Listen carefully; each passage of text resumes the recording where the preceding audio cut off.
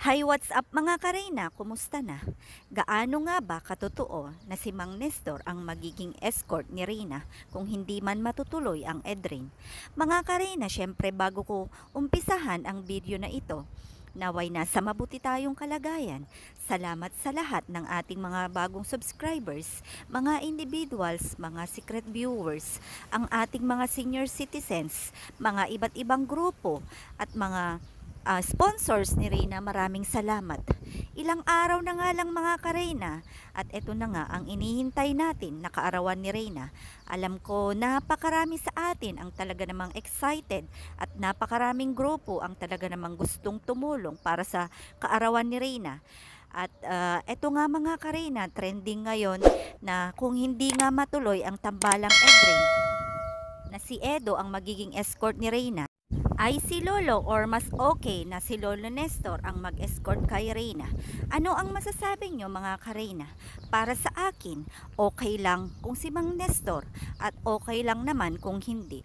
Ang mahalaga ay mairaos at ma-celebrate natin si Reyna sa abot ng ating makakaya. Kaya ngayon pa lang nagpapasalamat ako sa lahat ng organizers at syempre sa lahat ng mga sponsors na bumubuo sa kaarawan ni Reyna. Kaya mga Kareyna, sana ay magkaisa tayo.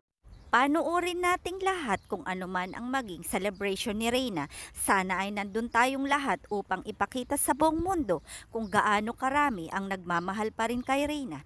Lalong-lalo na mga Kareyna, gusto ko ring magpasalamat sa planong pabahay.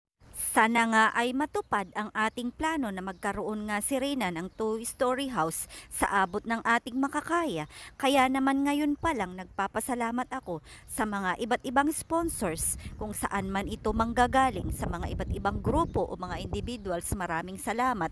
At sa mga nakapagbigay na, God bless po sa ating lahat at sa lahat pa ng magbibigay ng kanilang tulong.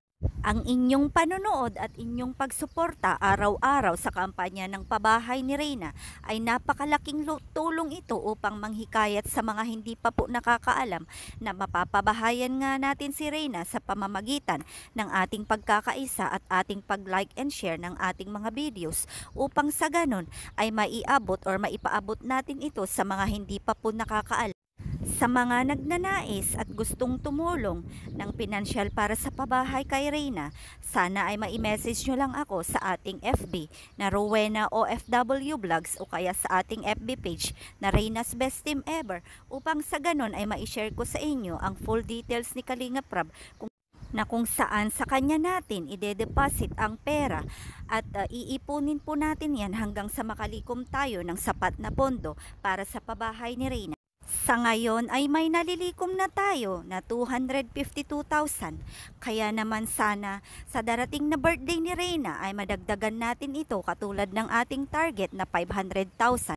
Maraming salamat at mabuhay po tayong lahat na nagmamahal sa kwento ng buhay ni Reyna.